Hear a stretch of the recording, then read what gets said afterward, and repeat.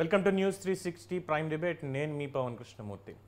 Item రాజాలు అంటే వాళ్ళు ఉన్నటువంటి పదవులకి, వాళ్ళు నిర్వర్తించిన పదవులకి వాళ్ళకి ఈ టైటిల్ పెట్టడం అంటే ఖచ్చితంగా డెరోగేటరీ కామెంటరీ కిందే వస్తుంది. కానీ వాళ్ళు చేసే పనులు, బయటకు వచ్చినటువంటి విషయాలు ఇవన్నీ చూసినప్పుడు వీళ్ళనా మనం పెద్దల సభలకి పంపించింది, వీళ్ళనా ప్రజాప్రతినిధులుగా మనం ఎన్నుకున్నది, వీళ్ళ ప్రజలకి నాయకులు, అందుకే వీళ్ళకి ఈ పేరే కరెక్ట్ ఏమో అని చెప్పి ఖచ్చితంగా అనుకోవచ్చు.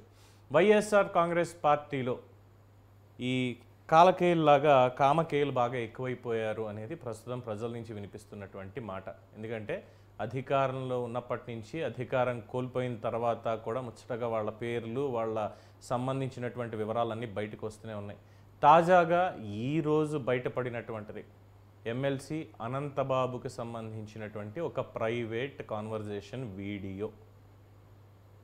ఏంటి దౌర్భాగ్యం అసలు ఆంధ్రప్రదేశ్ ప్రజలకి? సోషల్ మీడియా కానీ, మీడియాలో కానీ ఇలాంటి వాళ్ళ గురించా చెప్పుకోవాల్సి రావడం? అంటే ఇక్కడ ఈ టాపిక్కి, రాష్ట్ర సమస్యలకి సంబంధం లేదు, కానీ ఇలాంటి వాళ్ళు ప్రజాప్రతినిధులుగా సభల్లో కూర్చొని మన సమస్యల మీద, మన కావాల్సినటువంటి పథకాల మీద, రాష్ట్ర అభివృద్ధి మీద, రాష్ట్ర సంక్షేమం మీద చట్టాలు చేస్తుంటే చట్టాలు సిగ్గుపడాలి, ప్రజాస్వామ్యం సిగ్గుపడాలి, మన వ్యవస్థలన్నీ కూడా సిగ్గుపడాలి, మనం సిగ్గుపడాలి ఎన్నుకున్నందుకు కానీ. సో దీని మీద ఇవాళ స్పెషల్ డిబేట్ మనతోటి దీంట్లో పార్టిసిపేట్ చేయడానికి అందుబాటులో ఉన్నారు తెలుగుదేశం పార్టీ రాష్ట్ర అధికార ప్రతినిధి, మనస్తత్వశాస్త్ర నిపుణులు డాక్టర్ ఎన్బి సుధాకర్ రెడ్డి గారు, అలాగే ప్రముఖ అడ్వకేట్ ముప్పాళ్ళు సుబ్బారావు గారు, అలాగే అనలిస్ట్ కోటేశ్వరరావు గారు. అందరికీ నమస్కారం అండి. నమస్తే. సుధాకర్ రెడ్డి గారు, అధికారంలో ఉన్నప్పుడు వచ్చిన పేర్లు కొన్ని అయితే, అధికారం పోయిన తర్వాత వచ్చిన పేర్లు కొన్ని. చక్కగా 6 పేర్లు మాత్రం బాగా గట్టిగా వినిపిస్తున్నాయి. అందులో ఈరోజు అనంతబాబుతో సహా అంబటి, అవంతి, తర్వాత ఎంపీగా ఉన్నటువంటి గోరంట్ల అప్పట్లో అయిపోయిన తర్వాత మొట్టమొదటి కేసు విజయసాయిరెడ్డి, తదుపరి ఇంకా చల్లారలేదు మొన్నటిదాకా దువ్వాడ శ్రీనివాస్, ఆయన కూడా ఎమ్మెల్సీనే, ఇప్పుడు ఇంకొక ఎమ్మెల్సీ అనంతబాబు. ఏమిటి ఈ దౌర్భాగ్యం ఏంటి అసలు వైఎస్ఆర్సీపీ పార్టీలో? పవన్ గారు, మీకు, సుబ్బారావు గారికి, కోటేశ్వరరావు గారికి నమస్కారం అండి. ఇది ఇప్పటి సామాజిక దుస్థితి కింద అనుకోవాలండి.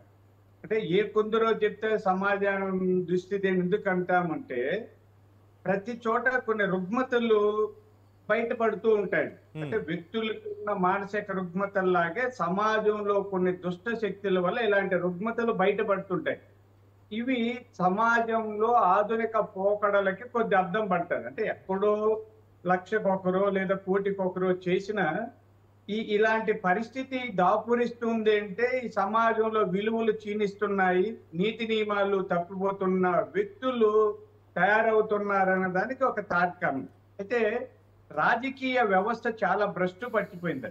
దాన్నేమి నేను చిన్నప్పటి నుంచి చూసేప్పుడు మేమంతా రాజకీయాల్లోకి వచ్చేటప్పుడు రాజకీయాలు నిజంగా అండి చాలా పవిత్రంగా భావించి ఉద్యోగాలకు కూడా వెళ్తాను. నేనైతే ఉద్యోగం కూడా చేయలేదు, రాజకీయాన్ని ఒక మంచి ప్రత్యేకంగా ఒక హాబీగానే, అదే వృత్తి కాదనుకోండి, నాకు హాబీగా తీసుకొని అక్కడ గవర్నమెంట్ జాబ్స్ కూడా చేయలేదు.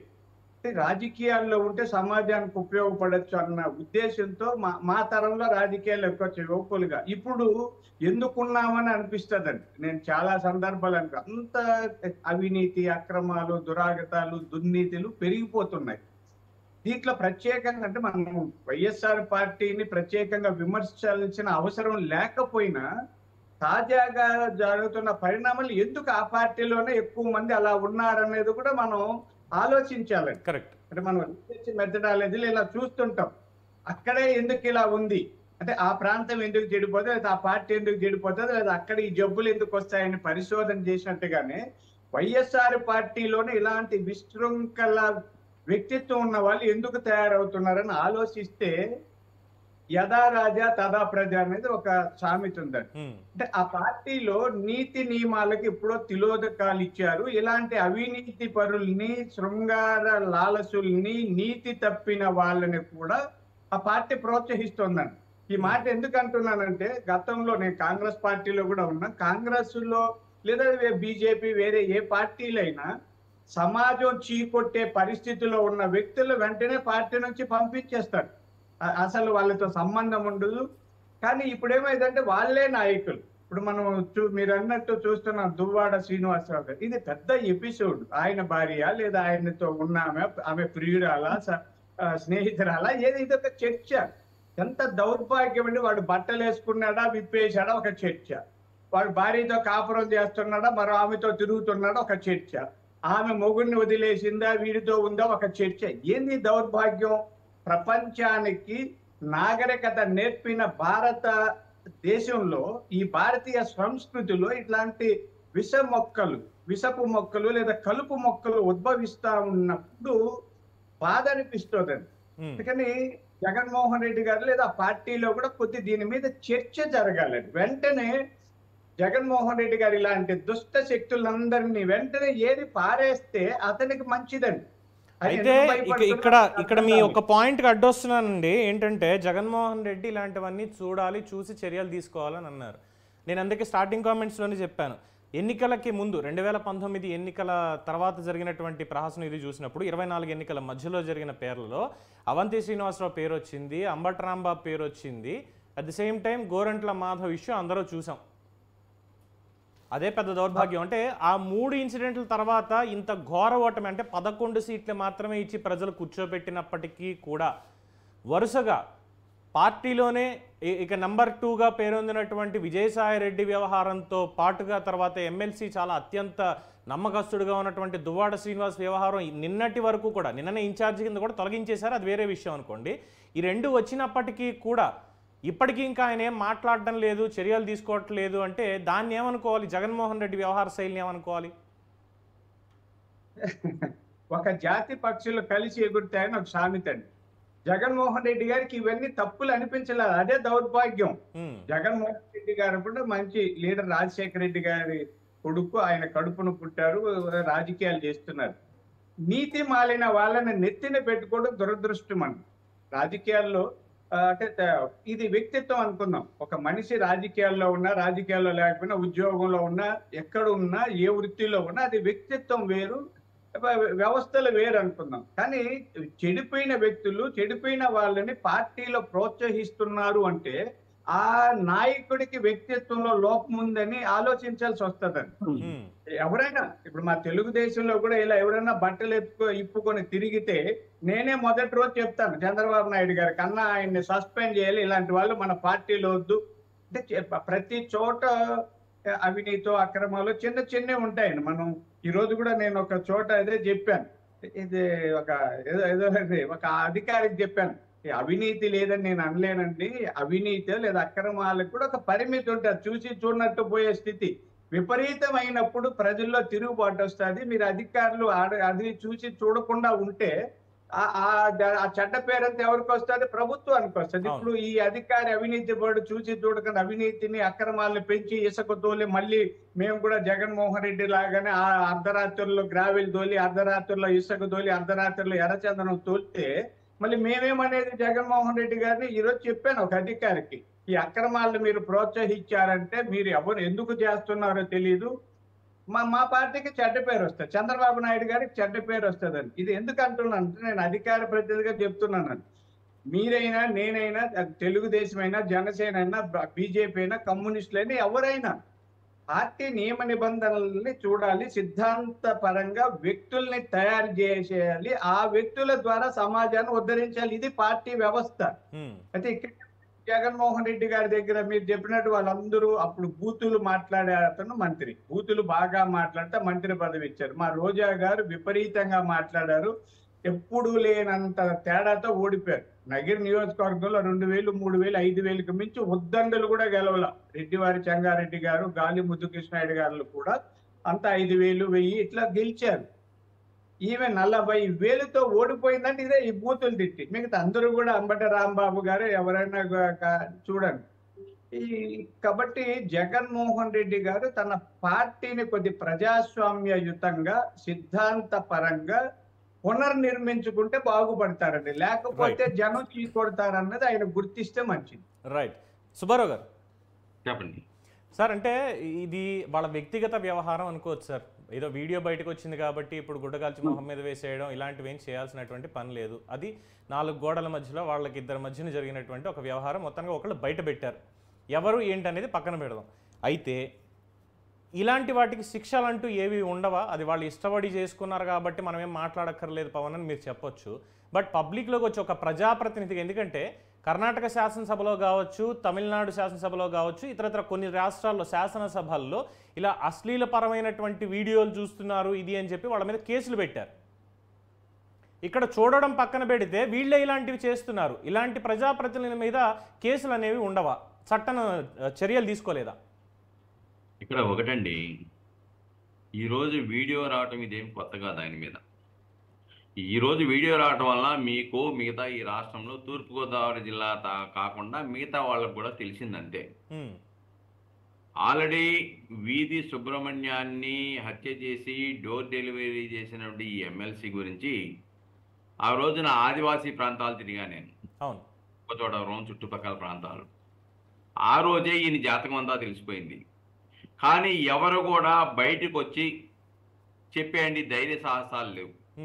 చేతంటే మొత్తం పోలీసు వ్యవస్థను కానీ, రెవెన్యూ వ్యవస్థను కానీ, అన్ని వ్యవస్థలని, అటవీ ఫారెస్ట్ వ్యవస్థను కానీ మొత్తం కూడా చెప్పు చేతుల్లో పెట్టుకొని ఈయన ఆగడాలకు అంతూ ఆగడలేదు. అక్కడ మహిళా బాధితులు అనేక మంది ఉన్నా బయటకు వచ్చి చెప్పుకోలేనటువంటి పరిస్థితి ఈ రోజున ఆదివాసీ ప్రాంతాల్లో ఉంది. ఇప్పుడు ఈ వీడియో గురించి కూడా త్వరలో ఒక వెలుగు చూస్తుంది. రాష్ట్రం భయకంపితులయ్యే పరిస్థితి ఉత్పన్నమవుద్ది. ఒక మహిళ బయటికి రాబోతా ఉంది. ఆవిడ ఏ విధంగా వేశారో ఏం చేశారో కూడా త్వరలో ఆమె కూడా వెలుగు చూసే పరిస్థితి. చాలా ఉన్నాయి, కుప్పలు తెప్పలండి. వీరప్పన్ అనేవాడు ఈయన ముందు దిగదుడుపు. అబ్బో. కాబట్టి అన్ని ఈ రోజున భారతీయకి ఎందుకు ఈయన అంత ప్రేమ? ఎందుకంటే ఈమె యొక్క సిమెంట్ ఫ్యాక్టరీలకి కావలసినటువంటి ముడి సరుకు విశాఖ తదితర అటవీ ప్రాంతం నుంచి అక్కడ పంపడానికి కావలసిన సూత్రధారి ఈయనే. లైమ్ స్టోన్ కానీ, లాటరైట్ కానీ, అలానే అనేకమైన మైన్స్, రంగురాళ్ళ వ్యాపారం, కలప వ్యాపారం, అక్రమ గంజాయి వ్యాపారం, ఆడపిల్లల్ని ఎక్స్పోర్ట్ చేసే వ్యాపారం ఒకటేంటండి. అలానే అక్కడ ఒక రిజర్వాయర్ కట్టారండి. అది దేనికోసమంటే ఆదివాసీ ప్రాంతాలలో ఆదివాసీలు తాగునీరుకి సాగునీరుకి పెట్టినటువంటి రిజర్వాయర్ అది. కానీ అధికారులు సైతం నోరెత్తకుండా దాదాపుగా 200 ఎకరాలు ఆదివాసీ ప్రాంతాల్లో అక్రమంగా చెరువులు తవ్వి చేపలు పెంచుతూ ఆ చేపలకి ఈ రిజర్వాయర్ నీరు సప్లై చేస్తూ ఉన్నాడు. అధికారులు ఎవడో మాట్లాడరు, ఎవరు చర్యలు తీసుకోరు, అందరూ కూడా భయకంపితులు అవుతారు. ఇవాళ ఆయన ఒక ఇంటర్వ్యూలో చెప్పాడండి. ఆయన ఏం చెప్తాడంటే, నన్ను ఈ విధంగా ఈ యొక్క మార్పింగ్ చేసినటువంటి వీడియోని ముందు 2 నెలలు అన్నాడు, తర్వాత 4 నెలలు అన్నాడు, తర్వాత 5 నెలలు 6 నెలలు అన్నాడు. అప్పటి నుంచి కూడా నన్ను బ్లాక్మెయిల్ చేస్తా ఉన్నారు అన్నాడు. 4 నెలలు 6 నెలల మధ్య కాలంలో ఎవరున్నారండి అధికారంలో? వైఎస్ఆర్సీపీ అధికారంలో ఉంది. కరెక్ట్. వైఎస్ఆర్సీపీ అధికారంలో ఉండగా నువ్వు వెంటనే ఎందుకు ఫిర్యాదు ఇవ్వలేదు? ఫిర్యాదు ఇచ్చేసి ఇమీడియట్ గా వాళ్ళ మీద మార్పింగ్ చేసి నిన్ను బ్లాక్మెయిల్ చేస్తున్న వాళ్ళ మీద ఎందుకు చర్యలు తీసుకోలేదు? 2 రోజుల క్రితం నేను సిఐకి ఇచ్చాను, అటదేకల సిఐకి అన్నాడు.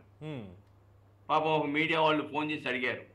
ఆయన ఓపెన్ గానే టీవీ డిబేట్లోనే చెప్పాడు, నాకు అలాంటి కంప్లైంట్లు ఏమీ రాలేదు అని చెప్పేసరి. అంతేకాకుండా ఈ అనంతబాబే ఒప్పుకున్నాడు. ఆ యొక్క ఏదైతే వీడియో బహిర్గతం అయిందో దాంట్లో వాళ్ళకి నన్ను బ్లాక్మెయిల్ చేస్తా ఉంటే డబ్బులు ఇచ్చాను అన్నాడు. రికార్డెడ్ గా ఉందన్నాడు. నిన్ను బ్లాక్మెయిల్ చేస్తే, తప్పుడు వీడియో క్లిప్పింగ్లు పెడితే నువ్వు సరెండర్ అయ్యి డబ్బులు ఇవ్వడానికి నువ్వేమైనా అమాయకుడువా? నువ్వు ఎమ్మెల్సీవి, రాజకీయ పలుకుబడి ఉన్న వాళ్ళవి, అందరినీ మేనేజ్ చేయగలిగిన వాడివి, అంత స్తోమత ఉన్నవాడివి, నువ్వు తిరిగి డబ్బులు ఇచ్చావంటే? లేదు, ఎమ్మెల్సీ అని మనం పిలవద్దు సార్ ఇంకా. ఎందుకంటే ఇట్స్ స్ట్రైట్ స్టేట్మెంట్ పబ్లిక్ నుంచి. శాసన మండలి చైర్మన్ ఖచ్చితంగా దీని మీద నిర్ణయం తీసుకోవాలి. ఇప్పుడే కాదు, గతంలోనే అసలు హత్య కేసులో 56 రోజుల పాటు జైల్లో ఉండి, సరే ఎవరు సహకరించారు ఏంటనేది పక్కన పెడితే, సార్ 46 కాదు, నేనే బాధితులతో దెబ్బలాడాను. 202 రోజులు 202 రోజులు. ఎస్. సో అన్ని రోజులు జైల్లో ఉన్నటువంటి 202 వ్యక్తి ముఖ్యంగా హత్య చేసి డోర్ డెలివరీ, రాష్ట్ర చరిత్రలో ఎక్కడా ఒక శవాన్ని అలా తీసుకెళ్లి నేనే హత్య చేశానని వదిలేసి వెళ్ళిపోలేదు. రాష్ట్ర చరిత్ర కానీ దేశ చరిత్రలో కూడా, ప్రపంచ చరిత్రలోనూ డోర్ డెలివరీ చంపేసి 33 గాయాలు, 3 అంతర్గత గాయాలు చేసి డోర్ డెలివరీ చేసిన సంఘటన. అంతేకాకుండా వాళ్ళ తల్లిదండ్రులు కూడా నీకు ఇంకొక బెడ్ ఉన్నాడు, ఆ బెడ్ కూడా బతకాలంటే జాగ్రత్త, తీసుకెళ్లి దహనం చేసుకొని 2 లక్షలు ఇవ్వడానికి ప్రయత్నం చేశాడు. కరెక్ట్. సో అలాంటి వాళ్ళని బర్తరఫ్ చేయకుండా ఆయన్ని రక్షించడానికి అది అనుమానాస్పద మృతి కేసులు నమోదు చేస్తారు పోలీసు వాళ్ళు. అక్కడ పాపం ద్వారంపూడి చంద్రశేఖర్ రెడ్డి లాంటి వాళ్ళు పాపం ఆయనతో కలిసి ఒక డిఎస్పీ వ్యాపారం చేస్తాడండి. ఆయన పేరే పనాల మురళీకృష్ణారెడ్డి. అంటే ఇద్దరు ఒక షిప్ కొనుక్కున్నారు, వ్యాపారం చేస్తున్నాడు. ఈ డిఎస్పీ ఆధారంలో విచారణాధికారిని కాకపోయినా మిగతా అధికారులు మేనేజ్ చేసి ఎస్పీని కూడా తప్పుడు ప్రెస్ మీట్ పెట్టించిన చరిత్ర వీళ్ళకుంది. కరెక్ట్. చనిపోయిన తర్వాత నేను మొత్తం రికార్డు తీసుకున్నానండి. ఏదైతే కాల్ డేటా రికార్డు ఉందో రికార్డులో అనేక మంది ఎమ్మెల్యేలకు ఫోన్ చేశాడు రాత్రి 3 గంటలకి. ఎవరు షెల్టర్ ఇచ్చారో తెలుసు. దీని మీద ప్రాపర్గా ఇన్వెస్టిగేషన్ చేయకుండా కోర్టులో ఛార్జ్ షీట్ వేసి ఈయన ఒక్కడే ముద్దాయని చెప్తారు. కరెక్ట్. అన్ని దెబ్బలు ఈ చనిపోయిన ఆయన ఈయనకన్నా బలమైన వ్యక్తి, హైటు వెయిట్ ఉన్నాడు. 33 దెబ్బలు ఒకడు కొడుతుంటే ఊరుకుంటాడా? ఆ చచ్చిపోయిన శవాన్ని కారులో వేసుకోవడానికి ఒకడు సరిపోతాడా? కాబట్టి టెక్నికల్ ఎవిడెన్స్ ఏదైతే గూగుల్ టేక్అవుట్ కానీ, టవర్ లొకేషన్ కానీ, కాల్ డేటా రికార్డు కానీ, సీసీ ఫుటేజీలని ప్రాపర్గా ఇన్వెస్టిగేషన్ చేస్తే దీంట్లో కొంతమంది ఆనాడు అధికారంలో ఉండగా కొంతమంది పోలీసుల ప్రోత్సాహం కూడా స్పష్టంగా కనబడుతుంది. రైట్. కాబట్టి అంత మేనేజ్ చేయగలిగిన వ్యక్తి ఈ రోజున ఇప్పుడు వస్తున్నారు. పాపం వైఎస్ఆర్సీపీ అధికారం పోయింది కాబట్టి ఈ రోజున రంపచోడవరంలో పాపం ఆదివాసీలు బయటకు వచ్చేసి మాకు రక్షణ కావాలి, ఈయన ఇలాంటి వాడు అని చెప్పేసి ఈ రోజున దిష్టి బొమ్మలు తగిలిట్టారు. గత 5 సంవత్సరాల వైఎస్ఆర్సీపీ కాలంలో ఒక్కడు అన్యాయం జరిగిన పోలవరం ప్రాజెక్టులో ఆదివాసీ ప్రాంతాల యొక్క భూములు, శ్మశానాలు, ప్రభుత్వ భూములు వైఎస్ఆర్సీపీ కార్యకర్తల చేతుల్లో పెట్టి డబ్బులు లాక్కున్నా ఇకే నాదుడు లేడు, అన్యాయాన్ని ప్రశ్నించే వ్యక్తి లేడు, ప్రశ్నిస్తే బతుకుతామో లేదో తెలియని పరిస్థితి. అటువంటి భయానక పరిస్థితుల్లో ఆదివాసీలు ఉన్నారు. నేనేం చిక్కోడేం కాదండి. 2 సార్లు నేను పండకాపునని చెప్పేసి ఎస్టీ సర్టిఫికేట్లు తీసుకొని ప్రజాప్రతినిధికి ఎన్నికైన మహానుభావుడు. తర్వాత ఒక కలెక్టర్ గారు వచ్చేసి నువ్వు ఎమ్మెల్యేగా పోటీ చేసే హక్కు లేదురా బాబు, నువ్వు ఎస్టీవి కాదు, నువ్వు కొండ కాపువు కాదు, స్వచ్ఛమైన కాపువు నువ్వు అని చెప్పాడు. అంతకుముందు ఈయన మీద రౌడీ షీట్ ఉందండి. అవును. తెలుగుదేశం పార్టీ హయాంలో 13కి ఏమి కేసులు లేవని చెప్తే నేనే సమాచార హక్కు చట్టం తీసుకొచ్చి కోర్టులో పెట్టా. ఇతని మీద పలానా సంవత్సరంలో రౌడీ షీట్ ఉంది, 13కు పైగా కేసులు నమోదై ఉన్నాయి ఈయన మీద, ఈయనకి నేర చరిత్ర ఉంది, పోలీసు వాళ్ళు నేర చరిత్రలు కాదు సర్టిఫికేట్ అని చెప్పేసి కోర్టులో సర్టిఫికేట్ చేశారండి. ఇది పోలీసుల వ్యవస్థ న్యాయస్థానం దృష్టికి తీసుకెళ్లారు. వైఎస్ఆర్సీపీ అధికారంలోకి వచ్చిన తర్వాత ఈ అనంతబాబు మీద ఉన్న రౌడీ షీట్ ని ఎత్తేశారు. ఓకే. అనేక కేసులు తీసేశారు. ఇది వీడు కొత్తగా వచ్చినటువంటి నేర చరిత్ర కాదు. ఇది వీళ్ళ తండ్రిని నక్సలైట్లు చంపేశారు. ఇలాంటి మనస్తత్వం ఉండి మహిళలకు చర్చేస్తా ఉంటే, అక్రమ ఆదివాసీలను వేధిస్తా ఉంటే ఇంట్లో నుంచి లాక్కొచ్చి నక్సలైట్లు నరికి చంపేశారు కాల్చి. ఈయన్ని కూడా అనేక సార్లు నక్సలైట్లు తీసుకెళ్లిపోయి ఈయన అరాచకాల మీద నేరం దేకించారు ముక్కు పెట్టి. అటువంటి సక్రమమైన చరిత్ర ఉన్న వ్యక్తికి జగన్మోహన్ రెడ్డి ఎమ్మెల్సీ ఇచ్చాడు. రైట్. కాబట్టి ఇది గత చరిత్ర. గత చరిత్ర కాకుండా ఇప్పుడేదో చేస్తున్నారు, ఇప్పుడు చేస్తున్నారు అంటే పొరపాటు. దాని గురించి మాట్లాడదాం సార్, దాని గురించి మాట్లాడదాం. కోటేశ్వరరావు గారు, ఈ లాయర్ గారు చెప్పింది విన్నారు, పార్టీ తరఫున సుధాకర్ రెడ్డి గారు చెప్పింది విన్నారు, అలాగే పబ్లిక్ ఒపీనియన్ కూడా చూశారు మీరు. అయితే దీనికి మాజీ ఎంపీ ప్రస్తుతం ఉండి ఎమ్మెల్యే రఘురామకృష్ణరాజు గారు అంటే ఇవాళ పార్టీకి సంబంధించి ఒక కొత్త పేరు పెట్టారు. అంటే యువజన శ్రామిక రైతు కాంగ్రెస్ పార్టీ. మేము యువతకి, శ్రమజీవులకి, రైతుల కోసమే మేము కష్టపడతాం, వాళ్ళ సంక్షేమానికి, అభివృద్ధి కోసం మేము పాటుపడతాం అన్నారు కదా. సో ఇక్కడ ఏం చెప్పారంటే యువజన శృంగార రసిక చిలిపి ప్రతినిధుల సమూహం అని చెప్పి పేరు పెట్టారండి. సో దాన్ని మీరు ఎంతవరకు సమర్థిస్తారు? అంటే ఈ ఇన్సిడెంట్స్ అన్నీ చూశాక అసలు ఇలాంటి వెధవలన్నీ, ఐమ్ సారీ ఈ పదం వాడచ్చో వాడకూడదు మీడియాలో నాకైతే తెలీదు, బట్ ఇవన్నీ చూస్తున్నప్పుడు ఇలాంటి వాళ్ళని ఇలాగే పిలవాలేమో అనిపిస్తుంది. ఇలాంటి వెధవలని, పెద్దల సభ అనేది చాలా గౌరవంగా ఉండాలి. చదువుకున్న వాళ్ళు, ప్రొఫెసర్లు, డాక్టర్లు, లాయర్లు, విద్యావంతులు, ఇలాంటి వాళ్ళని శాసన మండలికి, రాజ్యసభకి పంపించి అయ్యా ప్రజల చేత డైరెక్ట్గా ఎన్నుకోబడిన వాళ్ళు పొరపాట్లు ఏమైనా చేస్తూ ఉంటే మీరు వాటిని సవరించి దేశ సమగ్రత కోసం, దేశ అభ్యున్నతి కోసం మీరు కూడా వాటికి సలహాలు ఇవ్వండి అని చెప్పుకొని గౌరవించుకునేటువంటి సభల్లో ఇలాంటి దుర్మార్గులు, ఇలాంటి హత్య చేసేవాళ్ళు, రౌడీ షీటర్లు, దొంగలు అందరినీ వీళ్ళని తీసుకెళ్ళి కూర్చోబెడుతుంటే మనం ఏమనాలి, మన సమాజాన్ని ఏమనుకోవాలి? ఇప్పుడు దిగజారినటువంటి సామాజిక రాజకీయ వ్యవస్థకి ఇది ఒక ప్రత్యక్ష నిదర్శనం. ముఖ్యంగా వైసీపీలో అంటే ఎలాంటి శక్తుల్ని లేకపోతే ఎలాంటి వాళ్ళని చేర్చుకొని వాళ్ళకి ఒక గౌరవప్రదమైనటువంటి స్థానం కల్పించారనేటువంటిది మనం చూస్తున్నాం. ఇది వైసీపీ అనేటువంటిది మనకి బాగా పైకి కనిపిస్తున్నప్పటికీ మిగిలినటువంటి అధికారంలో ఉన్నటువంటి పార్టీల్లో కూడా ఇలాంటి శక్తులు అనేక మంది ఉన్నారు. ఏ పార్టీలో కూడా ఇలాంటి వాళ్ళు తక్కువ కాదు అనేటువంటిది కూడా మనం గమనించాలి. ఇక మనకు రాబోయేటువంటి రోజుల్లో ఏ పార్టీలో ఎవడు ఎలాంటి వాడు, ఎవడికి ఎలాంటి సంబంధాలు ఉన్నాయి అనేటువంటివే ఆంధ్ర రాష్ట్ర రాజకీయాల్లో రాబోతా ఉంది. ఒక్క ఆంధ్ర రాష్ట్రమే కాదు, 2 తెలుగు రాష్ట్రాల్లో కూడా అదే పరిస్థితి వచ్చేటువంటి అవకాశాలు స్పష్టంగా కనిపిస్తున్నాయి. ఎందుకు అంటే ఈ పార్టీల మధ్య, అది తెలుగుదేశమా, వైసీపీనా, కాంగ్రెస్సా, బీఆర్ఎస్సా, బీజేపీనా, పార్టీ ఏదన్నా కానివ్వండి, ఈ పార్టీల మధ్య విధానపరమైనటువంటి విభేదాలు ఎవ్వరికీ లేవు.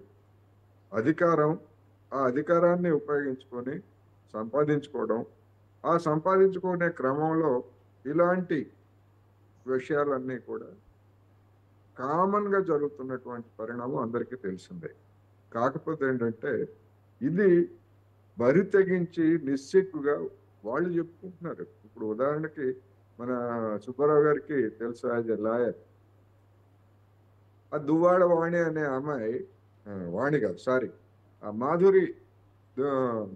మాధురి అనే ఆమె, ఎస్ మేమిద్దరం మా కుటుంబాలను వదిలేసాము, విడాకులు తీసుకోలేదు కనుక మేము పెళ్లి చేసుకోవడానికి లేదు, ఇప్పుడు మేము కలిసి ఉంటున్నాము, ఇది అడల్టరీ అనుకోండి, ఏం చేస్తారో చేసుకోండి, ఏ కోర్టులు కూడా మమ్మల్ని ఏం చేయలేవు అని చెప్పేసి ఓపెన్గా చెప్తుంటే మరి పార్టీ పెద్దగా ఉన్నటువంటి వ్యక్తి ఏమయ్యా శ్రీనివాస్ ఏమిటి వ్యవహారం అని చెప్పేసి ఎన్ని రోజుల నుంచి నడుస్తా ఉంది. నిన్న ఇంత జరిగిన తర్వాత నిన్న నియోజకవర్గ ఇన్ఛార్జిగా మార్చారు.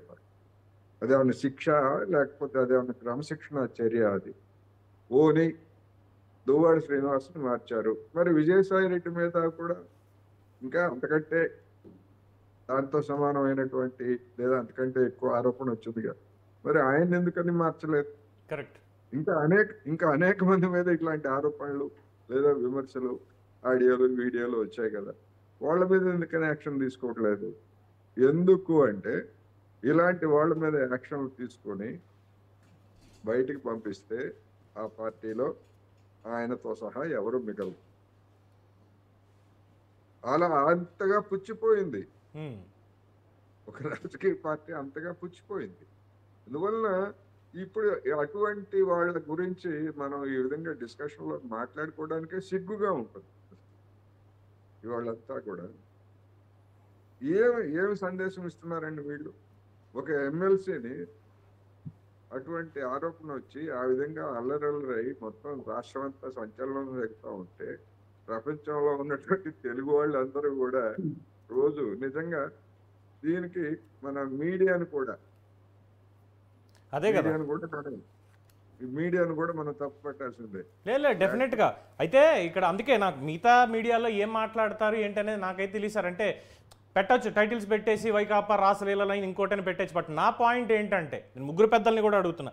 నేను సపోజ్ ఒక ప్రభుత్వ ఉద్యోగం కోసం ఒక అప్లికేషన్ పెట్టుకున్నాను, ఒక ఎగ్జామ్ రాశాను, ఇంటర్వ్యూకి వెళ్ళాను, ఉద్యోగానికి నేను సెలెక్ట్ అవ్వాలి ఒక సామాన్యుడిని అంటే పొరపాటున నా మీద ఏమన్నా ఒక చిన్న కేసు కానీ పోలీస్ స్టేషన్లో ఫిర్యాదు కానీ ఉంది అని వాళ్ళ ఎంక్వైరీలో తేలితే నేను అనర్హుడిని. ప్రభుత్వ ఉద్యోగానికి నాకు జీతం 10,000 ఇస్తారా 5,000 ఇస్తారా తెలీదు, నేను అనర్హుడిని. నేను జీవితంలో ప్రభుత్వ ఉద్యోగానికి వెళ్ళడానికి నాకు లేదు. కానీ ఇలాంటి దిక్కుమాలిన పనులు చేసే ఇలాంటి దగుల్బాజీలు, సన్నాసులు, వెధవలు వీళ్ళు ప్రజల తరఫున చట్టాలు చేసి ప్రజల్ని పాలించే పాలకుల్లాగా మండలిలోను రాజ్యసభల్లోనూ కూర్చునే పెద్దలా, వీళ్ళని పంపించే వాళ్ళు ఇంకా పెద్ద పెద్దవాళ్ళ? ఏమనాలి సార్ దాన్ని? అందుకనే మనకు స్వాతంత్రం వచ్చినప్పుడు మొదటి శాసనసభలోను లేదా మొదటి పార్లమెంట్లోను నేర చరిత్ర ఉన్నటువంటి వాళ్ళు లేదా ధనికులుగా ఉన్నటువంటి వాళ్ళు ఎంతమంది ఉన్నారంటే భూతత్వం వేసుకొని వెతకాల్సి వచ్చేది. అవును. ఇవాటికి వచ్చేసరికి అవి లేని వాళ్ళు ఎంతమంది అని వెతుక్కోవాల్సి వస్తూ ఉంది. వేళ్ల మీద లెక్క పెట్టాలి. నేర చరిత్ర అనేటువంటిది ఇప్పుడు ఎన్నికల కమిషన్ తీసుకున్న నిర్ణయం ప్రకారం వాళ్ళ మీద ఉన్నటువంటి కేసులన్నీ నమోదు చేయాలని చెప్పింది కనుక ఇవన్నీ చేస్తున్నారు తప్ప అత్యాచారం, కిడ్నాప్ ఇలాంటివన్నీ కూడా ఉన్నటువంటి వాళ్ళు నేర చరిత్రలుగా ఉన్నటువంటి వాళ్ళందరూ కూడా అఫిడవిట్లు ఇస్తున్నారు. అటువంటి అఫిడవిట్లు ఇచ్చినటువంటి వాళ్ళకి సీట్లు ఇవ్వడానికి ఆయా పార్టీలకి ఏమన్నా కనీసం నైతిక బాధ్యత కానీ అట్లాంటిది ఏమైనా ఉందా?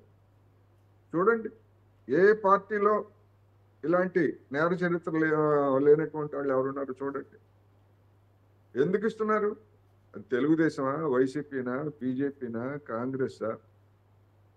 ఏ పార్టీ? ప్రతి పార్టీలో కూడా ఇలాంటి నేర చరిత్ర, ముఖ్యంగా తీవ్రమైనటువంటి కిడ్నాపింగ్, అత్యాచారం ఇట్లాంటి నేరాలు అయితే ఈ దేశంలో ఉన్నటువంటి చట్టాల ప్రకారం కానీ లేదా ఇంకో దాని ప్రకారం అవి రుజువు కానంత వరకు చట్టం ముందు వాళ్ళు నేర చరిత్రలు లేకపోతే నిందితులే తప్ప నేరస్తులు కాదు. అటువంటి అవకాశాన్ని అడ్డుపెట్టుకొని దశాబ్దాల తరబడి ప్రజాప్రతినిధులుగా ఎన్నికవుతున్నటువంటి పరిస్థితి ఇవాళ 75 సంవత్సరాల తర్వాత ఒక దౌర్భాగ్యకరమైనటువంటి పరిస్థితిని ఇవాళ మనం చూస్తున్నాం. అందుకని ఒక పార్టీ వాళ్ళు ఇంకొక పార్టీని విమర్శించడానికి నైతికంగా ఏ పార్టీకి అర్హత లేదు.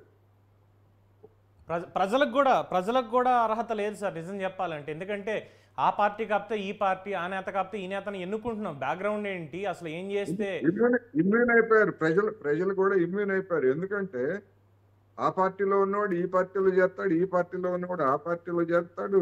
నేర చరిత్ర అన్ని కామన్ గా ఉన్నప్పుడు ఈ ఎవడైనా అంతే కదా అని చెప్పేసి వాళ్ళు కూడా ఇమ్యూన్ అయిపోయి ప్రజల్లో వచ్చినటువంటి బలహీనత కూడా ఇది, మొత్తంగా సామాజికంగానే వచ్చినటువంటి ఒక బలహీనత కూడా ఇది అనేది ఈ సందర్భంగా మనం చెప్పుకోవాలి. రైట్. సుధాకర్ రెడ్డి గారు చెప్పండి సార్. ఈ పార్టీ ఫిరాయింపుల చట్టం అనేది మనకు ఒకటి ఉంది. పొరపాటున ఒక పార్టీలో గెలిచి ఆ పార్టీ నుంచి వేరే పార్టీలోకి వెళ్ళిపోయారు అంటే సో అండ్ సో ప్రాతినిధ్య చట్టం ప్రకారం, ఫిరాయింపుల చట్టం ప్రకారం అనర్హత వేసేస్తారు. మరి వాటికి ఒక పార్టీ మారితేనే అనర్హత అని అన్నప్పుడు ఒక హత్య చేసిన వాళ్ళని లేదంటే దేశ సమగ్రతని దెబ్బతీసేలాగా మాదక ద్రవ్యాలని పంపిణీ చేసేవాళ్ళు, స్మగ్లింగ్ చేసేవాళ్ళు, పెంచి పోషించేవాళ్ళు, లేదంటే ఇలాంటి సంఘటనలు చేసేటువంటి వీళ్ళు, ఇలాంటి వాళ్ళని ఎందుకు శాసనమండలి చైర్మన్ కానీ, లోక్సభ స్పీకర్ కానీ, రాజ్యసభ స్పీకర్ కానీ, లేదంటే శాసనసభ స్పీకర్ కానీ విత్ ఇన్ ఎఫెక్ట్ ఎందుకని చెప్పి సస్పెండ్ చెయ్యరు? సార్, మీరు సుబ్బారావు గారిని అడగాల్సిన మాట నన్ను అడుగుతున్నారు. లేదు, మీరు ఆల్రెడీ రాజకీయాల్లో సుదీర్ఘంగా ఉన్నారు కాబట్టి ఏ చట్టాలను ఎలా మార్చారు, ఏ ప్రభుత్వాలు ఎలా చేశాయి, ఏ పార్టీలు ఎలా ఉన్నాయనే దాంట్లో మీకు ఇంకా ఎక్స్పీరియన్స్ ఉంది కాబట్టి ఈ ప్రశ్న మిమ్మల్ని కూడా అడగాలి, అలాగే సుబ్బారావు గారు కూడా ఇదే ప్రశ్న వేస్తాను. అవును సార్, పవన్ గారు మన ఇంకా నేను ఏదన్నా అంటే మన దురదృష్టం ఏమంటే చట్టాలు అలా ఉన్నాయండి. చట్టం శిక్ష పడిన తర్వాత చేస్తారు. ఎవరో ఒకరు ఆరోపణ చేసినంత మాత్రాన నేరం నిరూపణ కాక ముందే వాళ్ళని అనర్హులుగా ప్రకటించలేము. పోనీ శిక్ష ఎప్పుడు పడుతుందో మనకే తెలియదు, ఆ జడ్జిలకు తెలియదు. ఎంతో మంది రిటైర్ అయిపోతుంటారు, అప్పటికి కూడా జరుగుతూ ఉంటాయి. ఇప్పుడు మనం జగన్మోహన్ రెడ్డి గారినే చూస్తున్నాం.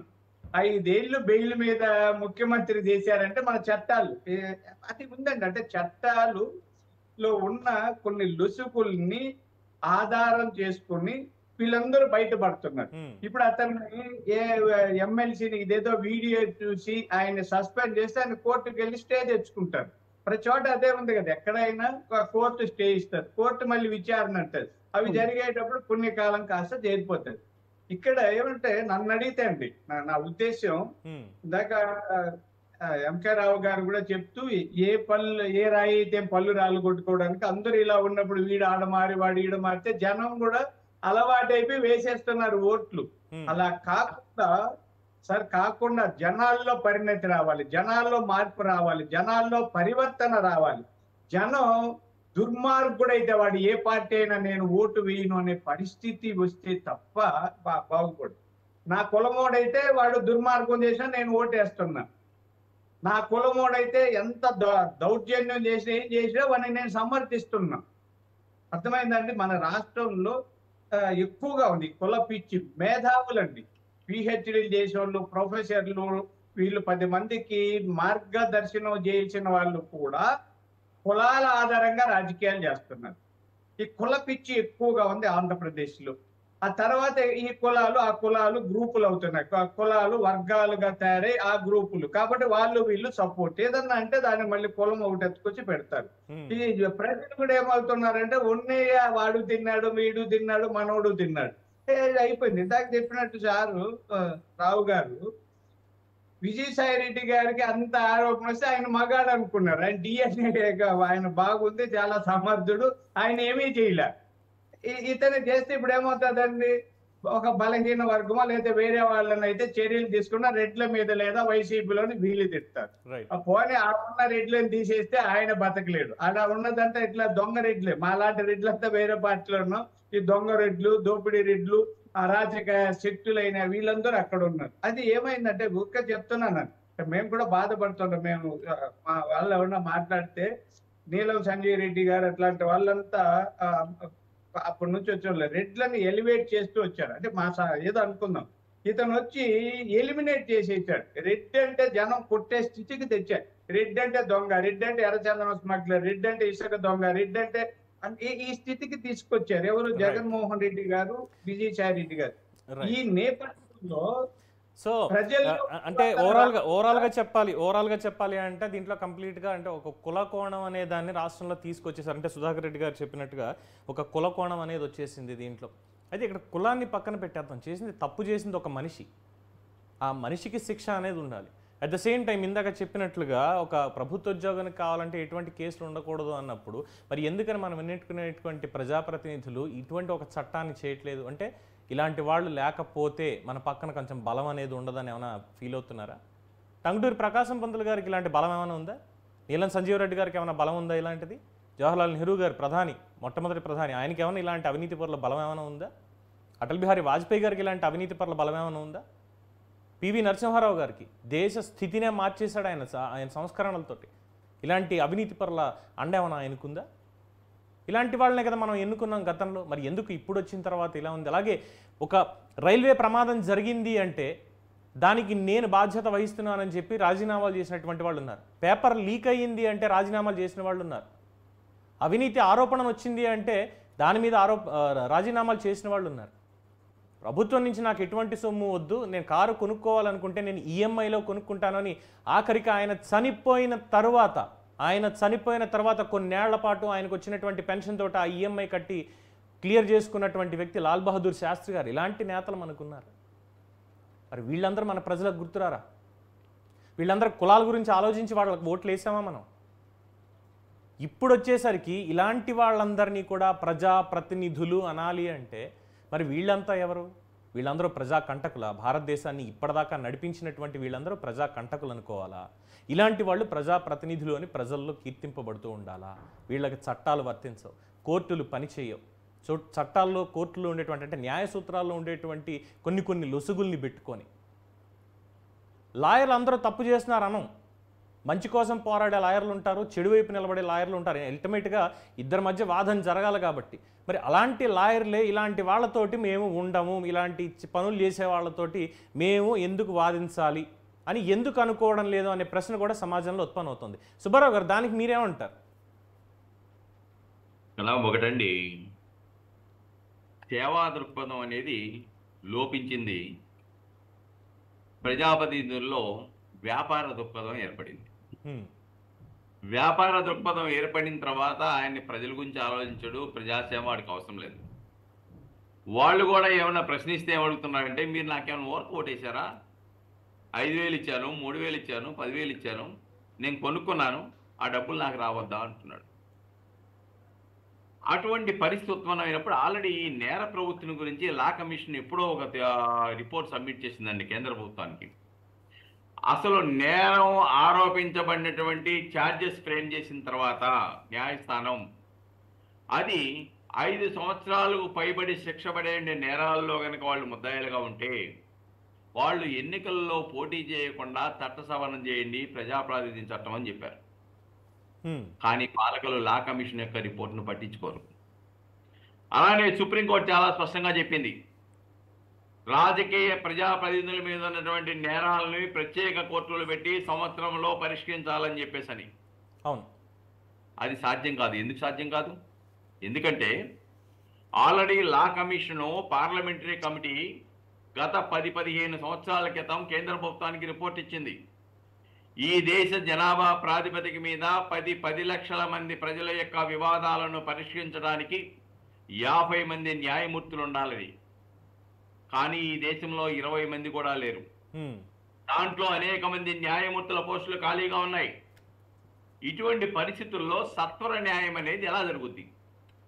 బడ్జెట్లో న్యాయ వ్యవస్థకి, ఇన్ఫ్రాస్ట్రక్చర్కి, న్యాయమూర్తుల నియామకానికి, కోర్టుల బిల్డింగుల యొక్క నిర్మాణానికి నిధులు ఎక్కడ కేటాయిస్తున్నారు? పాలనా వ్యవస్థలో న్యాయ వ్యవస్థను నిర్లిప్తం చేసి అన్ని వ్యవస్థల మీద ప్రజలకు నమ్మకం పోయింది. కోస్తో కాస్తో న్యాయ వ్యవస్థ మీద ఉంది కాబట్టి దాన్ని కూడా తీసేయాలనే ఆలోచన పాలకులలో ఉందనే ఒక అభిప్రాయం కలుగుతా ఉంది. ఇది దురదృష్టం. ఇంకోటి, ఇందాక మీరు చెప్పారు ప్రజాప్రాతినిధ్య చట్టంలో సెక్షన్ 8లో ఏముంది? మోరల్ టర్పిట్యూడ్కి సంబంధించిన దాంట్లో ఫైన్ పడినా, అలానే మిగతా నేరాల్లో 2 సంవత్సరాలకు పైన శిక్ష పడినా, అలాంటి వాటిల్లో వాళ్ళు ఎన్నికల్లో పోటీ చేయకుండా ఉండటానికి చేయాలి, డిస్క్వాలిఫై చేయాలని ఉంది. కానీ తోట త్రిమూర్తులు మరి శిరోమణనం చేసిన తర్వాత ఆ తీర్పు రావడానికి 25 ఏళ్ళు పట్టింది సార్. 25 సంవత్సరాల పైన పట్టింది. దాంట్లో ఏం చేశారు? 18 నెలల జైలు శిక్ష వేశారు. అవును, ఒక 4 లక్షల చిల్లర, ఒక్కొక్కరి మీద 45,000 ఎంతో ఫైన్ వేసి 4 లక్షల చిల్లర ఫైన్ వేశారు. అవును, కానీ ఆయన క్వాలిఫై అయ్యాడు. ఆయనకే సీట్ ఇచ్చారు. పాపం వైఎస్ఆర్సీపీ వాళ్ళు మండపేట ఎమ్మెల్యే సీట్ ఇచ్చారు. కాబట్టి నేరస్తులకి సీటు ఇవ్వటంలో అధిక ప్రాధాన్యత ఇస్తా ఉన్నారు పాలకులు, కొన్ని పార్టీలు. దానివల్ల వాళ్ళు ఏమనుకుంటున్నారంటే నేరం చేయటం వాళ్ళకు ఒక డిగ్రీ లాగా, వాళ్ళకు అంతకన్నా పెద్ద నేరాలు చేస్తే ఒక పీజీ లాగా, అంతకన్నా పెద్ద పెద్ద నేరాలు, సెన్సేషనల్ నేరాలు చేస్తే వాళ్ళకి పిహెచ్డీ లాగా ఫీల్ అవుతూ ఉన్నారు. అవును, కాబట్టి పార్టీలు నేర స్వభావం కలిగిన వాళ్ళకి సీట్లు ఇవ్వటం మానేయవలసిన అవసరం ఉంది. అంతేకాకుండా ఇప్పుడు మనం చూసుకుంటే, డేటా కనుక చూసుకుంటే గత అనేక ఎన్నికల నుంచి చట్టసభల్లో నేరస్తుల సంఖ్య దినదినాభివృద్ధి జరుగుతూ ఉంది. అవును, నేరస్తులే సంఖ్య పెరిగిపోతా ఉంది. నేరస్తులు చట్టాల్లో ఉంటే ప్రజా చట్టాలు ఎవరు డిస్కస్ చేస్తాడు? ఇక్కడ చిన్న కరెక్షన్ కూడా ఇవ్వాలి సార్, చిన్న కరెక్షన్ ఇవ్వాలి. ఇప్పుడు ప్రజల తరఫున ప్రతిపక్షంలో ఉండి, లేదు ఇగో ఇక్కడ ఇందులో అన్యాయం జరిగింది, లేదంటే ఈ ప్రాజెక్ట్లో తప్పు జరుగుతోంది, ఫలానా పథకంలో తప్పు జరుగుతుందని చెప్పి ధర్నాలకో ప్రొటెస్టులకో పిలుపునిచ్చి వాటి మీద పోలీస్ కేసులు నమోదైతే దాన్ని నేరంగా ప్రజలు పరిగణించక్కర్లేదు. ఒక చిన్న క్లారిఫికేషన్. అది కాకుండా అందుకే అండి లా కమిషన్ చెప్పింది, నేను ముందే చెప్పాను, ఇవన్నీ కూడా రాస్తారోకో చేశారు, ధర్నాలు చేశారు, ట్రాఫిక్ జామ్ చేశారు, ఇలాంటి వాటికి 5 సంవత్సరాల లోపు శిక్ష పడే నేరాలే ఇవన్నీ. అందుకే లా కమిషన్ ఏమందంటే 5 సంవత్సరాలు పైబడి శిక్ష పడే నేరాలని తీవ్రంగా తీసుకోమని తప్ప రాస్తారోకోలు, ధర్నాలు చేసే వాడికి చిన్న శిక్షలు కాబట్టి ఆ పరిధిలోకి రాకుండా అది ఆ జాగ్రత్తలు తీసుకొని రికమెండ్ చేసింది. కరెక్ట్.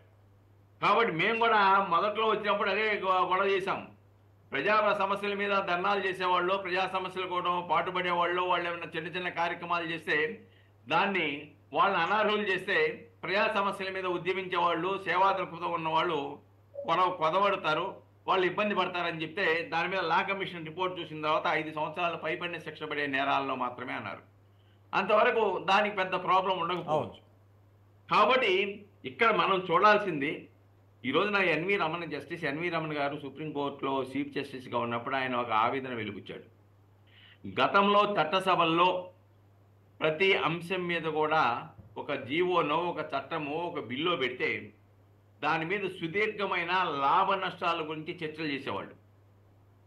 కానీ ఈ రోజున అది లోపించడం వల్లనే రాజ్యాంగ విరుద్ధమైన చట్టాలను రూపకల్పన చేసి జనాల్లోకి వదలడం వల్లే ఈ రోజున లిటిగేషన్ పెట్టి కేసుల యొక్క సంఖ్య విపరీతంగా పెరగడానికి అది ఒక కారణము అని చెప్పాడు. వాస్తవం అది. చట్టసభలో ఏ బిల్లులు డిస్కస్ జరుగుతున్నాయి, ఎవరు మెజారిటీ ఉంటే వాళ్ళు తలకాయలు ఊపటం, చేతులెట్టేయటం, బటన్ నొక్కటం. ఆ బిల్లు గురించి ఎవరైనా చదువుతున్నారా? బిల్లులు సమాజానికి ఉపయోగపడతాయని చూస్తున్నారా? బిల్లులో ఉన్న లోపాలేంటి, రాజ్యాంగ విరుద్ధంగా ఏమైనా ఉన్నాయా ఈ బిల్లులు, రాజ్యాంగం పరిధిలో ఉన్నాయని చెప్పేసి ఎవరైనా పరిశీలిస్తా ఉన్నారా? మనం చూసాం కదా, ఆంధ్రప్రదేశ్ 3 రాజధాని బిల్లు అసెంబ్లీలో చేసినప్పుడు చూసాం కదా, హైకోర్టు ఏం చెప్పిందో చూసాం కదా, ఈ పరిధులు దాటారని చెప్పింది కదా. రాజధాని నిర్ణయించి రాజ్యాంగపరమైన నిర్ణయాలను కూడా మీరు తీసుకునే హక్కు మీకు ఎక్కడ ఉందని అడిగారు కదా. కాబట్టి అనేక జీవోలు హైకోర్టులు కొట్టేస్తున్నాయి, సుప్రీంకోర్టులు కొట్టేస్తున్నాయి కదా. అంటే అర్థం ఏంటి? నీకు అనేక మంది ఐఏఎస్లో బ్యూరోక్రాట్స్లు ఉన్నారు, మీకు న్యాయ సలహాలు తీసుకోవడానికి ప్లేయర్లు నియమించుకుంటూ ఉన్నారు. న్యాయ సలహాలు తీసుకొని చట్టబద్ధంగా ప్రజలకు ఉపయోగించుకునే ఆలోచన ఎందుకు లేకుండా పోతుంది?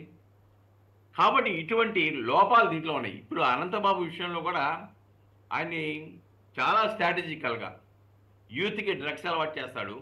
వాళ్ళే చెప్తున్నారు, వాళ్ళని ఆ డ్రగ్స్లో ముంచేసి ఈయనకి కావాల్సినటువంటి కార్యక్రమాలన్నీ చేయించుకుంటాడని చెప్పేసి. అటువంటి పరిస్థితి అక్కడ ఉంటే దాని మీద ఇప్పటికి కూడా ఈ ప్రభుత్వానికి నేను ఇచ్చా రికమెండేషను. చంద్రబాబు నాయుడు గారికి ఇచ్చా, నారా లోకేష్ గారికి ఇచ్చా, పవన్ కళ్యాణ్ గారికి ఇచ్చా, డీజీపీకి ఇచ్చా, హోమ్ మినిస్టర్కి ఇచ్చా. అయ్యా ఏదైతే వీధి సుబ్రహ్మణ్యం కేసు ఉందో దాన్ని రీఇన్వెస్టిగేషన్ చేయండి. ఒక్కడే ముద్దాయని తప్పుడుగా కోర్టులో ఛార్జ్షీట్ ఫైల్ చేశారు, ఇంకా చాలామంది ఉన్నారని ఒకటి. అంతేకాకుండా ఆదివాసీ ప్రాంతాలలో అనేకమైన అక్రమాలు జరిగినాయి, ఇగో ఈ అక్రమాలన్నీ అక్కడే, ఈ రిజర్వాయర్స్ అక్కడే, అన్నీ కూడా రాసేసి దీని మీద కూడా సమగ్ర విచారణ చేయాలని కోరారు. ఆ దిశలో ప్రభుత్వం ఆలోచించాలి. రెండోది, ఈ రోజున కనుక ప్రభుత్వం కమిటీ వేసి ఆదివాసీ ప్రాంత గ్రామాలలో కనుక అనంతబాబు వల్ల ఎవరు బాధితులు అంటే కుప్పలు తెప్పలుగా ఫిర్యాదులు వచ్చి పడతాయి. ప్రభుత్వం ఆ చర్య తీసుకొని ఆదివాసీలను కాపాడాలి, ఆదివాసీ మహిళలను కాపాడాలి, ఆదివాసీ భూములు కాపాడాలి, పోడి వ్యవసాయం చేసుకునేటువంటి వ్యక్తుల యొక్క భూములు కాపాడాలి. ముందుగా అసలు ప్రజలకు సంబంధించినటువంటి ఆ మినరల్స్ కానీ ఇవి కానీ అక్కడ ఏదైతే నిషేధిత ప్రాంతంలో వీళ్ళు చేస్తున్నారో దీని వెనక ఉన్న పెద్దలతో పాటుగా వీళ్ళని కూడా శిక్షింపజేయాలి ఖచ్చితంగా ఈ ప్రభుత్వం. ఆయన అధికారంలో ఉండగా ఈ అక్రమాలు చేసేటప్పుడు ఏ అధికారులు సహకరించారో, విధి నిర్వహణ లోపానికి ఏ అధికారులు పాల్పడ్డారో, ఇలాంటి అవినీతి అధికారులకు ఆదాయానికి మించి ఆస్తులు ఏ విధంగా కూడగట్టుకున్నారో, ఇలాంటి వాటిని కూడా చర్యలు తీసుకొని ప్రక్షాళన చేయకపోతే ప్రజాస్వామిక వ్యవస్థ కుళ్ళిపోద్ది. పేదలు, బలహీన వర్గాలు, బడుగు వర్గాల వాళ్ళు ఇబ్బందులకు గురవక తప్పదండి. ఇది జరుగుతున్నది ఈ వ్యవస్థ. కోటేశ్వర గారు, సో దీనికి ఇలాంటి వాటన్నిటికీ అంటే ఒక ఎండ్ అనేది ఎప్పటికీ మనం ఎక్స్పెక్ట్ చేయొచ్చు? ఎండ్ అంటే ఇప్పుడు ఇది ఒక చట్ట సవరణల ద్వారా చేయాలి ఒకటి. ఇప్పుడు ఫిరాయింపుల నిరోధక చట్టాన్ని ఏ విధంగా దుర్వినియోగం చేస్తున్నారో కూడా మనకు తెలిసిందే. అందువలన ఈ నేరాలకు సంబంధించినటువంటి వాటన్నిటిని కూడా మొత్తం అంటే ఇది ఒక అన్ని రాష్ట్రాల్లో ఏదో ఒక రూపంలో ఇటువంటివన్నీ కూడా జరుగుతున్నాయి. మనం చూసాం గుజరాత్ మారణకాండ సందర్భంగా సామూహిక మానవనం కేసులో శిక్షలు పడినటువంటి వాళ్ళని వాళ్ళు సత్ప్రవర్తన కలిగినటువంటి వాళ్ళు అని చెప్పేసి రిలీజ్ చేశారు. సుప్రీంకోర్టు తీర్పుకి వక్రభాష్యం చెప్పి ఒక రాష్ట్ర ప్రభుత్వమే వాళ్ళని విడుదల చేయడం జైలు నుంచి. ఆ విడుదల చేసినటువంటి వాళ్ళకి అక్కడ అధికారంలో ఉన్నటువంటి పార్టీ ఎమ్మెల్యేలతో సహా అందరూ కూడా స్వాగతాలు పలికి స్వీట్లు పంచి వాళ్ళని గౌరవించిన తీరు చూసిన వాళ్ళకి సన్మానాలు చేసిన తర్వాత నైతిక విలువల గురించి మాట్లాడేటువంటి పార్టీ అది. మిగతా వాళ్ళు మాట్లాడరని కాదు, కానీ అందరికంటే ఎక్కువగా మాట్లాడేటువంటి పార్టీ ఆ విధంగా ఉన్న తర్వాత ఏమైందో సుప్రీంకోర్టు దాన్ని జోక్యం చేసుకొని మళ్ళా వాళ్ళని జైలుకి పంపి ఇవన్నీ చూస్తాం. దాని మీద మేము పొరపాటు చేసామనే మాట ఇంతవరకు ఆ పార్టీ నుంచి రాలేదు. మేము పొరపాటు చేసామనేటువంటి మాట, దానికి నాయకత్వం వహిస్తున్నటువంటి అన్నిటికీ ఆయనే కదా సర్వం మొత్తం. ఏ చీమ చిటుక్కుమన్నా నరేంద్ర మోడీ గారి గారే కదా. ఆయన వైపు నుంచి ఏమైనా వచ్చిందా? లేదు. అందుకని మొత్తం మన వ్యవస్థ అనేటువంటిది ఏ విధంగా దిగజారిందో చూసినప్పుడు ఇవన్నీ కూడా జరుగుతున్నాయి. అందుకని ఒక సమగ్రమైనటువంటి ఎన్నికల సంస్కరణలు రావాలి. అదేవిధంగా సుబ్బారావు గారు చెప్పినట్టు లా కమిషన్ ద్వారా ఇటువంటి వాటన్నిటిని నేపథ్యంలో ఏ విధంగా ఇలాంటి వాళ్ళని ఏరి వేయడానికి అవసరమైనటువంటి సంస్కరణలు తేవాలనేటువంటి సంస్కరణలు తేవాలి అంటే ప్రజాప్రతినిధులు కూడా ఉండాలి కదా. మరి ఇలాంటి వాళ్ళని మనం ఎన్నుకొని పంపిస్తే వాళ్ళు చేసే చట్టాలు వాళ్ళకి అనుకూలంగా ఉంటాయి, కానీ మనం అనుకున్న మార్పు ఎక్కడ వస్తుంది అంటారు? అదే కదా చెప్తా ఉంది. అది ఇప్పుడు కాదు, ఎప్పటి నుంచో కమ్యూనిస్టులుగా ఉన్నవాళ్ళు లేదా అభ్యుదయవాదులుగా ఉన్నవాళ్ళు చెప్తున్నది అదే. కానీ ఎవరన్నా పట్టించుకుంటున్నారా? మేధావులుగా ఉన్నవాళ్ళు కానీ జనం కానీ ఎవరు పట్టించుకోవట్లేదు. అందుకని ఏదైనా వెరుగుట కొరకే అన్నట్టుగా ఇలాంటి పరిస్థితి వచ్చిన తర్వాత అయినా కనీసం అంటే ఇక్కడ నాకు సడన్ గా ఎందుకు గుర్తొస్తుంది, సీతారామ శాస్త్రి గారు రాసిన ఒక లిరిక్ గుర్తొస్తుంది సింధూరం సినిమాలో. తన ధైర్యం చట్టానికి ఇచ్చి, తన ధర్మం అడవికి ఇచ్చి అని చెప్పి వాళ్ళిద్దరి మధ్యలో కలహం, అంటే నక్సలైట్ని పోలీసులను ఉదహరిస్తూ ఆయన అప్పట్లో చెప్పారు. ఈ సమాజం అంతా కూడా ఆనందిస్తూ చూస్తోంది అని చెప్పి. ఇద్దరు అటు పోలీసులు కావచ్చు లేదంటే ఈ వ్యవస్థ కావచ్చు, అరే ఇగో ఇలాంటి అనంతబాబు లాంటి వాళ్ళ వల్ల ప్రజలు ఇబ్బంది పడుతున్నారా, వీళ్ళని శిక్షించండిరా మీరని మొరపెట్టుకుంటుంటే లేని దానికి వీళ్ళే చట్టసభలు, వీళ్ళే గ్రామ సభలు, వీళ్ళే మొత్తం అంతా అని చెప్పి కూర్చుంటే ఇంకా సంఘం శిలలాగే నిల్చుంది. ఆ శిలనే ఇప్పుడు మనం చూస్తున్నాం తప్ప ఇంకోటి కాదనిపిస్తుంది అని మీరే ఉంటారు. అందుకనే ఇప్పుడు ఇటువంటి విషయాల్లో ఇలాంటి శక్తుల్ని ప్రోత్సహించడంలో ఆంధ్రప్రదేశ్లో ఉన్నటువంటి పార్టీ ఏది తక్కువగా లేదు. ముఖ్యంగా అధికారం కోసం లేదా గతంలో అధికారం వచ్చినటువంటి పార్టీ కానీ అధికారంలో కోసం చూస్తున్నటువంటి పార్టీలు కానీ ఎవరు తక్కువ కాదు. అనేక మందిని ఇప్పుడు ఒక నాయకుడికి ఆయన కాలేజీ రోజుల్లో కాలక్షేపం చేసినందుకు గాను తర్వాత ఆ మహిళకి ఎంపీ పదవి ఇచ్చినారు అనేటువంటి ప్రచారం తెలిసిందే కదా మనకి. మరి అటువంటి వాళ్ళు ఏ నైతిక సూత్రాలను పాటిస్తారు, మిగతా వాళ్ళ మీద ఏం చేస్తారు ఏంటి అనేది. అందుకనే ఒక విధంగా చెప్పాలంటే ఒక నిర్వేదం కూడా వస్తుంది. సీరియస్ గా ఆలోచించేటువంటి వాళ్ళకి నిర్వేదం కూడా వస్తుంది. అందుకని ఇప్పుడు నైతిక విలువల దగ్గర వచ్చేసరికి ఇప్పుడు అంటే పరిస్థితి ఎట్లా వచ్చిందంటే ఆ దువ్వాడ మాధురి పేరు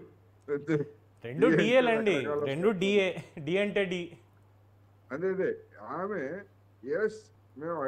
మేము అడల్టరీలో ఉన్నాం, మమ్మల్ని ఏం చేస్తారో చేయండి అని చెప్పేసి సవాల్ విసురుతా ఉంది.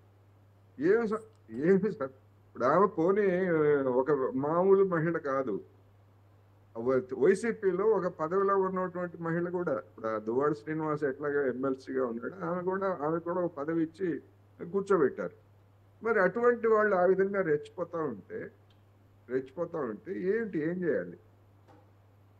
అందుకని అటువంటి వాటన్నిటిని కూడా మీడియా స్వయం నియంత్రణ అనేటువంటి కూడా లేకుండా రేటింగ్స్ పెంచుకోవడానికి లేదా యాడ్ రెవెన్యూ పెంచుకోవడానికి మీడియా పలవలుగా ఎన్ని వీడియోలు చేశారండి. ఆ రాజ్ తరుణ్తో ఉన్నటువంటి ఆ అమ్మాయి గురించి లేదా దీని గురించి. ఎందుకని అంటే మీడియా కూడా ఏ విధంగా దిగజారిపోయిందో, అంటే మీడియా కూడా సమాజానికి ప్రతిబింబంగానే ఉంటది. సమాజం మొత్తం దిగజారిపోయినప్పుడు మీడియా ఏదో పవిత్రంగా ఉంటుందని మనం అనుకోక్కర్లేదు. ఇక్కడే కాదు, ప్రపంచవ్యాప్తంగా అదే విధంగా ఉంది. రాజకీయ వ్యవస్థలు అలాగే ఉంటాయి, మీడియా కూడా అలాగే ఉంది. మనం చూస్తున్నాం అమెరికాలో లేదా ఐరోపా దేశాల్లో ఎన్నికలు జరిగేటప్పుడు ఆ అభ్యర్థులు ఆమె మగైనా ఆడైనా వాళ్ళకి పాత రంకులు ఎన్నో ఉన్నాయనేటువంటిది మీడియా పలవలుగా చెప్తుంది. మిగిలినటువంటి సందర్భాల్లో అంటే వాళ్ళు ఎట్లయినా తిరగవచ్చు, కానీ ఎన్నికల్లో పోటీ చేసేటప్పుడు మాత్రం పవిత్రంగా ఉండాలట. ఎక్కడి నుంచి వస్తుందండి పవిత్రత? జీవితాంతం ఇష్టం వచ్చినట్టు తిరిగి పవిత్రంగా ఉండాలట. అంటే ఒక విధమైన ఏంటంటే ఒక హిపోక్రసీ, ప్రతి చోట ఒక హిపోక్రసీ, వంచన. ఇటువంటి పరిస్థితుల్లో మనం ఇవాళ ఈ చర్చ గురించి ఎంతసేపు చెప్పుకోవడం నిజంగా సిగ్గుచేటట్టు ఉంటుంది అనేది ఈ సందర్భంగా నేను చెప్పాలి. లేదు లేదు, మన చర్చని మనం ఏం అనుకోక్కర్లేదు. ఎందుకంటే మనం ఏమి ఇక్కడ వాళ్ళ సంబంధాలు వీళ్ళ సంబంధాల గురించి ఏం మాట్లాడుకోవట్లేదు. కానీ సమాజంలో ఉన్నటువంటి ఒక జాడ్యం గురించి అయితే డెఫినెట్గా ఈరోజు చర్చ జరిగిందని నేను భావిస్తున్నాను. అందులో ఎటువంటి అభ్యంతరం కూడా లేదు. సుధాకర్ రెడ్డి గారు, ఎప్పుడు మరి అనంతబాబు కేసు, డ్రైవర్ సుబ్రహ్మణ్యాన్ని చంపేసినటువంటి కేసులో పురోగతి ఎప్పుడు రాబోతుంది? ఎందుకంటే కూటమి ప్రభుత్వం అధికారంలోకి వచ్చింది, గతంలో ఇచ్చిన హామీల్లో కూడా ఇది కూడా ఒకటి ఉంది, ఇలాంటి వాళ్ళని ఖచ్చితంగా శిక్షిస్తామని. మరి ఇప్పటిదాకా ఫోకస్ పెట్టినట్టుగా లేదు, మరి ఎప్పుడు పెట్టబోతున్నారు ఇలాంటి వాళ్ళ మీద? ఇక్కడ ఇందాక మనం అనుకున్నట్టే చట్టం ఒకటి ఉందండి. మన దేశంలో ఎవరికి కూడా పరిపూర్ణమైన అధికారం ఉండదు. ముఖ్యమంత్రి గారు లేదా హోమ్ మినిస్టర్ గారికో సార్వభౌమాధికారం ఉండదు. అంటే తిరుగులేని అధికారం ఉండదు ప్రజాస్వామ్యంలో. మన దేశంలో కోర్టులకి స్వయం ప్రతిపత్తి ఉంది. మనం ఏ పని చేసినా కోర్టుల్లో స్టే రావచ్చు. ఇవి పెద్ద సమస్య అండి. అందుకని చంద్రబాబు నాయుడు గారు లేదా లోకేష్ గారు, పవన్ కళ్యాణ్ గారు అందరూ కూడా ఈ దుష్ట స్వభావాలు, నేరాలు చేసిన వాళ్ళందరినీ కూడా కఠినంగా శిక్షించాలని ఉన్నారు. అందరినండి, ఒక్కరిని వదిలే ప్రశ్నే లేదు. అయితే తొందరపాటుగా ఏదో చేశామంటే ఏమవుతుంది, అది పోతారు, బెయిల్ తెచ్చుకుంటారు. సుబ్బారావు గారికి తెలుసు బాగా. మనం ఏదో అందరూ ఎట్లా అంటారు, చాలా మంది మమ్మల్ని అన్న ఇంకా ఎవరిని రెడ్ బుక్ ఏమైంది, లేకపోతే అప్పుడు చంద్రబాబు నాయుడు గారు చెప్పారు ఇంకా చేయలేదు, మా పెద్దిరెడ్డి రామచంద్రారెడ్డి గారు వాళ్ళ మా కొడుకు మిథున్ రెడ్డి గారు ఇంకా తిరుగుతా ఉన్నారు. ఇవంటే కోర్టులు ఉన్నాయండి, చట్టాలు ఉన్నాయి. మనం తొందరపడి ఇప్పుడు అసెంబ్లీలో బిల్లు పెట్టారు కంటే మెజారిటీ ఉంది, అసెంబ్లీలో బిల్లు పెట్టి పాస్ చేసేయచ్చు. లేదా క్యాబినెట్ డెసిషన్ తీసుకునే పనులైతే క్యాబినెట్ మీటింగ్ పెట్టి చేసుకుంటాం. ఇది ప్రజాస్వామ్యం చాలా ఉన్నతమైనదిగా కనిపిస్తున్నా కూడా సంక్లిష్టమైనదని. ఇక్కడ దేనికైతే ప్రత్యేకంగా ఉంటుంది. ఇప్పుడు కోర్టులో ఎందుకు ఇలాంటి వాళ్ళకంతా స్టేలు ఇస్తారు లేకపోతే బెయిల్ ఇస్తారు అని అడిగితే మీరు పెట్టినవన్నీ నమ్మాలంటారు కోర్టు. అంటే అట్లా ఏదో కేసు పెడితే వాళ్ళంతా లోపలేసేసాడు. అన్ని తప్పుడు కేసులు కూడా పెడతాం. ఏముంది, నా చిన్నప్పుడు నేను 6వ 7వ చదివేటప్పుడు మా పెనుమూరు అండి, మా పెనుమూరు ఒక సమితి ప్రెసిడెంట్ ని కొంతమంది గొడవ చేస్తే ఒక నర్సుని ద్వారా వాళ్ళని ఊరిగా పిలిపించి జాకెట్లు చింపి ఆమెను రేప్ చేశారని కేసు పెట్టి 7 ఏళ్ళు జైలు శిక్ష చేశారు. అందరూ యంగ్స్టర్స్ అండి, అప్పుడు SSLC PUC చదివిన వాళ్ళు. ఆ తర్వాత కేసు కొట్టించారు. ఇది మీకు ఎందుకు చెప్తుంటే అది పూర్తిగా తప్పుడు కేసు. మా ఊరే కాబట్టి నాకు తెలుసు. కానీ ఆ తప్పుడు కేసులో కూడా 7 ఏళ్ళు జైలు శిక్ష పడింది. ఆ తర్వాత హైకోర్టు వేరే ఏదో చేసుకొచ్చారు. అంటే తప్పుడు కేసులు పెట్టచ్చు కదా. అంటే మనం ప్రజాస్వామ్యంలో ఉన్నాం కాబట్టి అన్ని కోణాల్లో ఆలోచించే. కేసు పెట్టిన ప్రతి వాడిని ఏదో శిక్ష వేసేస్తారు, వాడిని అనర్హుని చేస్తే నా మీద మీ మీద కూడా తప్పుడు కేసులు పెడితే ఏముందండి. అవన్నీ గత 5 ఏళ్లలో స్పష్టంగా చూసాం. తప్పుడు కేసులు ఏంటి, ఈవెన్ హైకోర్టు వారు కూడా అక్కడికి అమరావతి మీదనే చాలా స్పష్టమైనటువంటి తీర్పు కూడా ఇవ్వడం జరిగింది. అన్నీ మనం చూసాం. వాట్ ఎవర్ ఇట్ మేబీ, మీరు చెప్పిన దానికైతే ఎస్ డెఫినెట్గా చర్యలు తీసుకుంటామని చెప్తున్నారు కాబట్టి వేచి చూడాల్సిందే. సో ఈ డిబేట్లో పార్టిసిపేట్ చేసినందుకు కోటేశ్వరరావు గారికి, ముప్పాల సుబ్బారావు గారికి, ఎన్వి సుధాకర్ రెడ్డి గారికి కూడా ధన్యవాదాలు. సో ఓవరాల్గా తప్పులు చేసినటువంటి ప్రజాప్రతినిధులు, తప్పులు అంటే ఇందాక వారు చెప్పినట్టు ఈ ధర్నాలు చేశారనో, రాస్తారోకలు చేశారనో, లేదా ప్రజల తరఫున పోరాడారనో ఈ పాయింట్ల మీద ఎవరిని నేరస్తులనో లేదంటే నిందితులను అనడానికి లేదు. కానీ ఇగో ఇలాంటి దిక్కుమాలిన పనులు చేసిన వాళ్ళు, దౌర్భాగ్యులు, ఆర్థిక నేరస్తులు, ఇలాంటి వాళ్ళందరినీ ప్రజలు ఎన్నుకున్న సభలకు పంపుతూ ఉంటే ప్రజలు సిగ్గుపడాల్సి వస్తుంది, ప్రజాస్వామ్యం సిగ్గుపడాల్సి వస్తుంది. మరి ఏ నిర్ణయం తీసుకుంటారు ప్రజలు, ఇక వాళ్ళ చేతిలో ఉంది. ఎందుకంటే ఇలాంటి వాళ్ళ మా నాయకులను ఒక్కసారి ఆలోచించి రేపొద్దున మన ముందు తరాలకి ఇలాంటి వాళ్ళు మా నాయకులుగా ఉండేవాళ్ళని చెప్పుకోవడం నిజంగానే గర్వకారణం అనిపిస్తుందా లేదంటే దౌర్భాగ్యం అనిపిస్తుందా తేల్చుకోవాలి. సో ఇది వేళ న్యూస్ 360 స్పెషల్ డిబేట్. చూస్తూనే ఉండండి. నేను మీ పవన్ కృష్ణమూర్తి.